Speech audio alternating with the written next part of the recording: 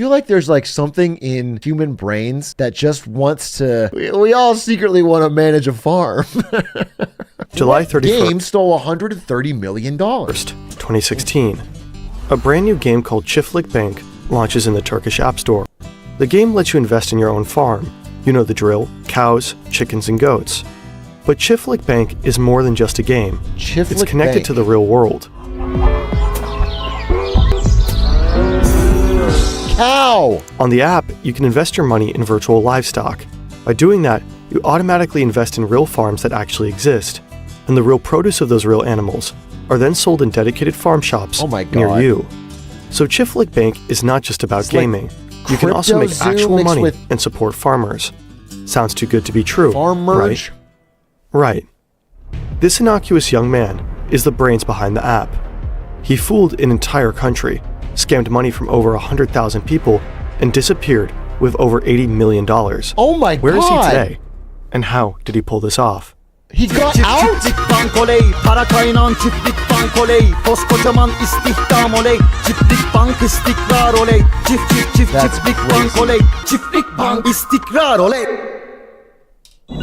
He looks so untrustworthy. We came across the Çiftlik Bank fraud through this article by journalist Paul Osterland. He did an incredible job in researching the whole story. You'll find the link to the article in the description. Mehmet Aydin grows up in Bursa. That's a major city in northwestern Turkey. His background is humble. His family doesn't have much money, so he drops out of school as a teenager and makes a living as a waiter and dishwasher. His actual dream is to become a famous rapper. He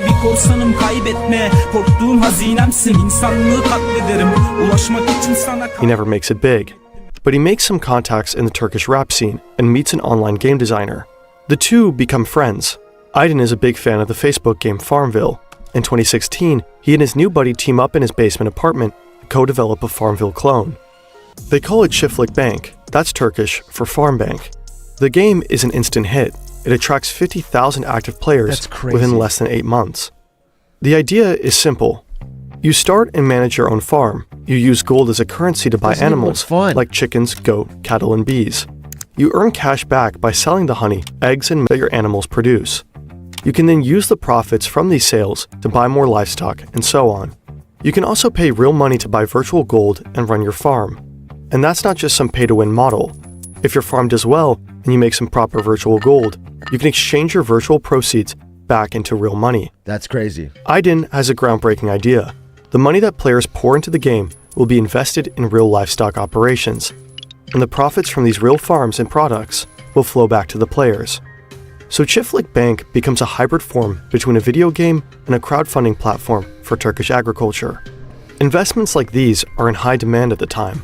Turkey's agriculture is struggling due to a number of factors. More and more products have to be imported. But Çiftlik Bank suddenly gives people a chance to directly support the country's entire farming sector. It all sounded way too good to be true, and it shows just how hard it can be to realize you're being thoroughly screwed and rubbed. Imagine you're sipping your morning coffee when you get an email confirming a purchase you never made. Panic sets in. You've been hacked. Your personal data can easily be stolen and misused. So-called data brokers collect and sell your details and your name and address. This is an ad. This is an ad. It's the first 2 real-life farms and I think in it's his a hometown. VPN ad, so He's hosting huge opening ceremonies. They're attended by a district governor and a local mayor. Aydin is a pop star at those events. Bodyguards have to shield the successful entrepreneur from his fans. Right from the beginning, Aydin's project is supported by some influential people. This commercial features the famous Turkish TV actor Mehmet Çevik.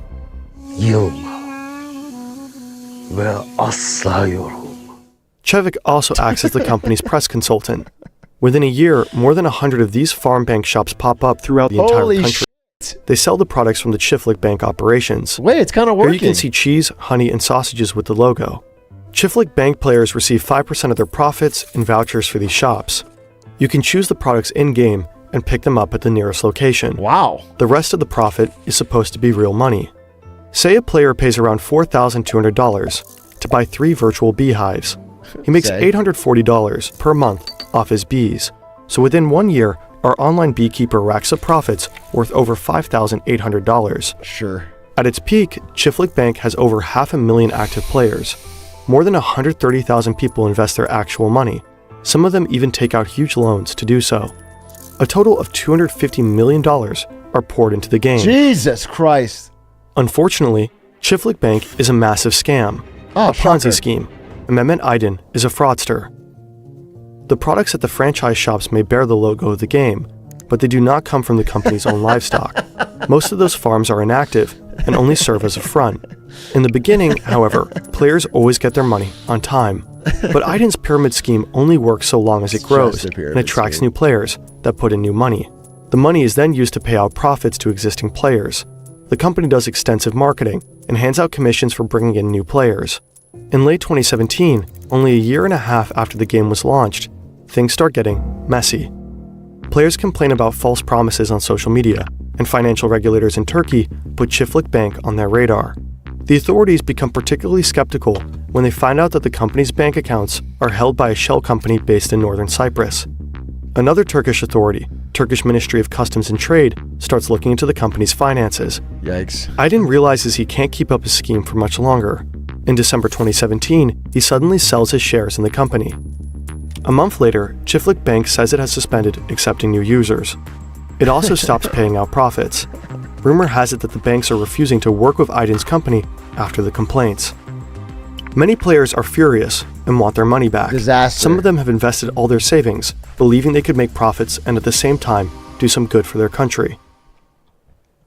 News officially breaks. But I mean, why would you need money? You got the thrill, you get the fun of playing Chiflik Bank.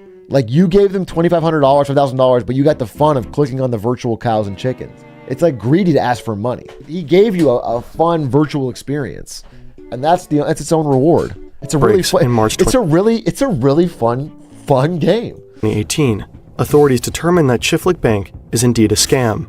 Prosecutors launch a criminal investigation. They issue a warrant for Mehmet Aydin and some of his employees. But Aydin has vanished into thin air. Interpol puts out a red notice for his arrest. Police forces worldwide are asked to track him down. Imagine how much good it could have done if it wasn't a scam. Yeah, I mean, it seems like a very difficult thing to actually run normally because they're not experts in farm investing, so the money they take in from the game, they would have no idea where to deploy it effectively to make an efficient running bee farm or cow. You know, like the logistics are crazy. If there's a bad crop yield, does the game mechanics break and suddenly you can't get paid? Like, I don't think it actually works. It's like the reason farms don't raise money through games.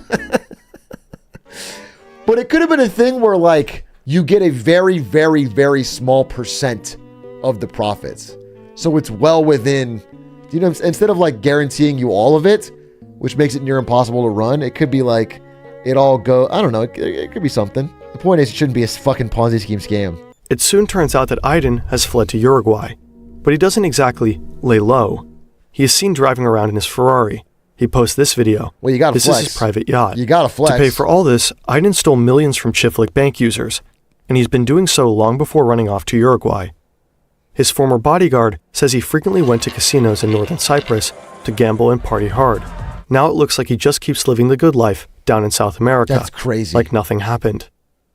12,000 kilometers away. It's so crazy to scam your whole country, flee away with all the stolen money, and then still need to flex on social media.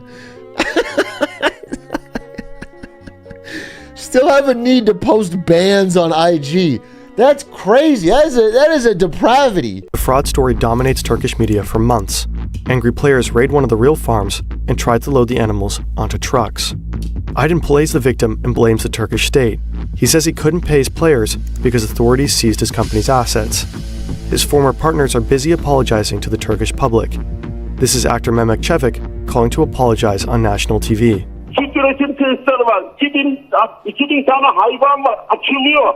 Then the buzz around Aydin slowly fades away. In January 2020, private investigators figure out that Aydin may be hiding out in Brazil. A year and a half later, Aydin ultimately turns himself into the Turkish consulate in Sao Paulo. Okay, I was going to say, there's no way the good people of Brazil would let this man hide amongst them. They would catch him, and it sounds like they did. Heroic. He's arrested and flown to Turkey 2 days later. A mob of journalists is waiting for him when he arrives in Istanbul. He's taken to court shortly after. Mehmet Aydin and his accomplices are facing long prison terms. And by long, we mean really long. Aiden is looking at a total of 89,000 years in jail. His Ferrari and yacht have been seized by authorities in Uruguay. He fled with $80.5 million, 322 million lira, in cash. He returned with just $13 in his wallet. It's absurd that Aiden was able to embezzle hundreds of millions of dollars in such a short time, while no one It's so funny how his life changed because he rapped badly near a game developer one time. Like, he could have been just a normal kid in Turkey, had some friends, but he spit a bar that some game dev liked, and now he's a international fugitive in jail with no money for the rest of his life. his rather unconventional business model. An entire nation believed in the seemingly groundbreaking idea of this seemingly innocent, boyish man. Supporting your country's economy by gaming and getting rich along the way sounded like a tempting offer, and many people blindly accept it. The golden rule of too good to be true holds true yet again. Fire video. I love Fern's videos because he don't stretch it out. Bro gets to the point. I respect it. Yes, and that was a solid, 7 minutes? Got the whole story down? Someone would have done that in 45 minutes on a different channel.